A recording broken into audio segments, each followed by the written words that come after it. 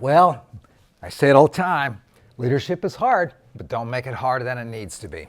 So I'd like to show you about a small change that makes a great big difference right away. It's about your words. Remember, if you're a leader or a manager or a supervisor or somebody who's an influencer who's trying to dare people to do better jobs, you've got two jobs: create clarity and create alignment. And to create clarity and alignment, you have to use the right words. Words mean things. I know. The winds of weirdness are blowing strong in these parts, and some people think words can mean whatever they want them to mean. I think that's a problem. Everything you and I possess, every experience, every dream, everything we have started with words. This bourbon, this Pendleton shirt, these lights, this studio, all of this started with words. Here's an example. A couple of decades ago, maybe 3 decades ago, people were hired to do a job. Here's a job, go do it, pretty straightforward. Now, fast forward in time, people are hired to do a better job. One word changed everything. Think about it. One word, better. So here's a powerful word that you can use a lot, and you do use it a lot, the word goal. You know, goal is something we use to help set our direction, that guides our actions, guides our efforts, gives us a sense of purpose, and measuring progress is enabled as a result of that so that our dreams become real. Here's another word. To do the goal, you have to actually be able to turn dreams into reality. You can want to make SMART goals, and that's Duran's idea from about 40 years ago. And a SMART goal is specific and measurable and achievable and realistic and time anchored. So a SMART goal actually means something. So another word that you might want to think about is the word standard, especially when you use goal and standard side by side. If we shoot for a goal of 100 and get 98, we're pretty happy with that. But a standard is measured in always or never. Therefore, it's important for us to be able to set standards carefully, because a standard can never be a 90%. So treating a standard like a goal can be kind of confusing to people, and it can muddle their engagement. That's why we want to make sure we use standard as a word carefully. An example of that would be in the fire service, where someone hops in an apparatus and takes off. It's a standard that they wear their seatbelt all the time. In a 911 comm center, it's a standard that they verify location.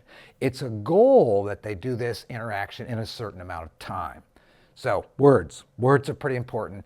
Words mean things. Standards, goals, they're words, they're tools, and they help us to turn our ideas into reality.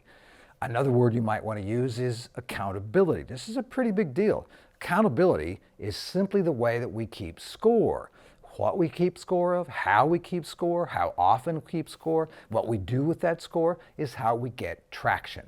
Everything that matters is somehow measurable. Keeping score of that is accountability. No accountability, no growth. You get the idea. Words mean things.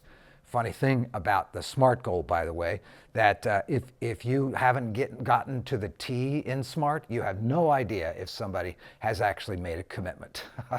So use the right words with the right meaning. So the other day, I was in a meeting, and one person in this meeting said something like, "This dynamic that's going on makes me and others feel like Eeyore, kind of downcast and maybe even miserable."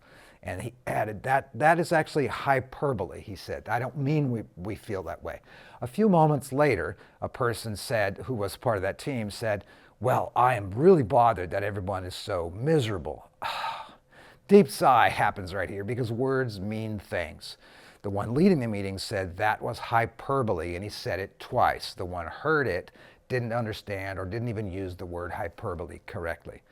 So like do a job versus do a better job. Those are words. Achieve a goal or achieve a standard. Hold accountable.